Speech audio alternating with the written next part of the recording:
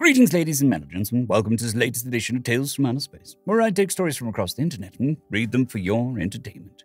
This particular story is called Little Things, written by Derai-Leaf. My name is Kaneka Angel, but you can just call me Angel.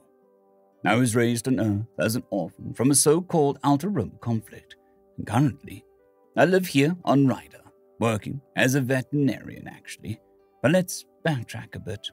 As I was saying, I grew up on Earth, and let me tell you, growing up in a foster care program was hard, especially considering my background. But I managed. My adoptive parents played a big part in that. After arriving on Earth as part of the Refugee Sanctuary Initiative, I bounced around the foster care system for a while, before ending up with the Kanaka family. Himito and Mary, both ex-military, and they both served on the planet my birth parents died on. So, they had some insights into my life before Earth. I was a wild child, a chip on my shoulder the size of a dreadnought, and with a strength and build to match. From my teenage years onwards, I towered over my folks, but they didn't take my shit. They raised me right and proper, supported me in my dreams, and set me straight whenever something got me down. It was the little things they did that mattered most. Mary went out of her way to find ways to prepare a dish that was part of my birth parents' cultural heritage, even when one of the ingredients was technically an illegal substance in most of the Federation. She knew a guy who knew a girl, and my coming-of-age birthday, she looked so proud to reveal that dish. Many tears were shed that day as I hugged her tightly and savored every bite of food that tasted like home. Memories of my birth mother rushed in with every morsel that caressed my palate like a wave of joy. After that birthday, I enrolled in a pretty high-standard college and had some trouble fitting in. Again, my background and everything surrounding it put several hurdles in my way. Some racism got added into the mix due to some of my classmates. But in that case, my size worked in my favor, as most dared only to make snide remarks from the side, but never confront me to my face.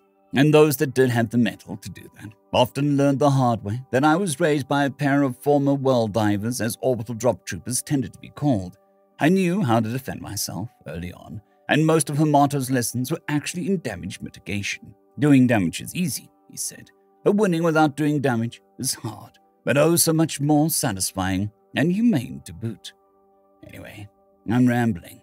I was going somewhere with this. Oh yeah, after surviving college and graduating without any homicides or manslaughter charges on my record, I went on to get a degree in xenobiology, and from there became a veterinarian, as I've always felt a connection to animals of all kinds, with one notable favorite, namely cats. I am well on my way to completing my crazy cat lady starter kit, as I have 5 of the furry jackasses living with me currently. They are strictly regulated here on Ryder because they quickly murder their way through the local ecosystem if left unchecked. Hence, wait, no, let me stop myself right here because I just know I'm going to ramble on for the next hour about my cats, and that ain't the story I wanted to tell today. So okay, we got a little background on me. I'm an animal doctor and got a little place for myself here in Ryder, in the main colony settlement. The colony is technically part of the Sheila Consortium, and as such has a predominantly shy population. Said shy are omnivorous species about the size of an adult male human, but looking like the result of a drunken night between a donkey and a velociraptor. They're pretty similar to humans in ecological limits and temperament, so relations are pretty decently cordial. Now, the second place in terms of population numbers is Dora. Now, they're bad news. They got a temper that puts mine to shame and evolved from a species of pack hunters. Where the shy looks like some form of donkey-dinosaur hybrid, the Dora is basically a 4-armed bipedal mountain of muscle and bony plates. Picture a hulked-out armadillo with some extra arms, and you get the idea.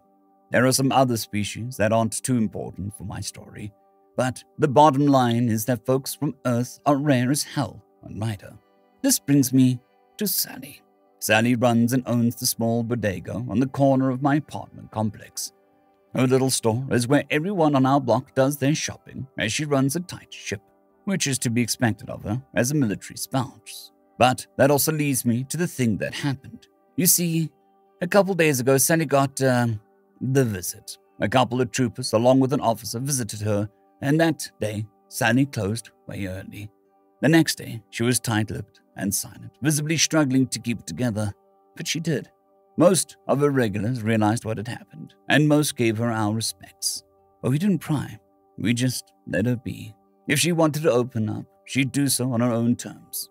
Yesterday, her husband came home, or rather, the box containing his ashes came home, and still Sally held it together. Until shortly before closing, I ducked into the store to get some cat food for my brood and saw Sally stand behind the counter, stone-faced, while Dora female was practically nose-to-nose with her. The four-armed Hulk Dilla looming over the smaller Sally and jabbering something about her coupon still being valid, while Sally seemed to have given up on getting a word in edgewise. Behind the door was a small pack of she-women stood patiently waiting, and the lead one gave me a brief upward nod in greeting, then looked back at the beleaguered Sally behind the register. As I moved through the aisles to get my purchases, I heard the dolls jingle, and then heard the deeper voice of a male Dora joining in on the one-sided argument. I tried my best to ignore the voices, keeping my head down and my shoulders hunched as I stepped up behind the gaggle of she who all glared daggers at the pair of Dora bullies. It was then that I heard the words "Terran trash" being said by Dora woman and her mate tapping claws against a little framed picture of Sally's husband that stood on a shelf above the cash register. "Please don't," was all Sally said in a tone that made me snap my eyes upward and narrow them at the backs of the two Doras. "Oops," the male sneered and flicked his finger, which by itself was about the size of Sally's wrist, as she tried grabbing for the picture as it toppled over. The sound of breaking glass was so loud in the store that it seemed to have gone deadly quiet all of a sudden. Her walls broke by the act of petty cruelty, and her anguish came out in bouts of ugly crying as she hugged the picture of her late husband to her chest. The gaggle of she-women surged forward and surrounded Sally in a protective wall of hushed voices and soft, comforting touches as Sally just broke down. The Dora woman's voice smeared out a remark. "Gee, you weren't all so tough after all. They break so easily. Pathetic." Her mate, however, didn't speak. In fact, he didn't even look at Sally or his woman. He was looking straight at me as I raised myself up to my full height. "Want to take on a Terran your own size?" I heard myself snarl out as I relished in the way his eyes widened as he looked up at mine. To his credit, he did have balls, or whatever his kind uses. He actually tried to swing first. But you see, the Dora aren't the larger species on Ryder. The Yira are. The Yira are often described by humans as Godzilla's long-lost cousins.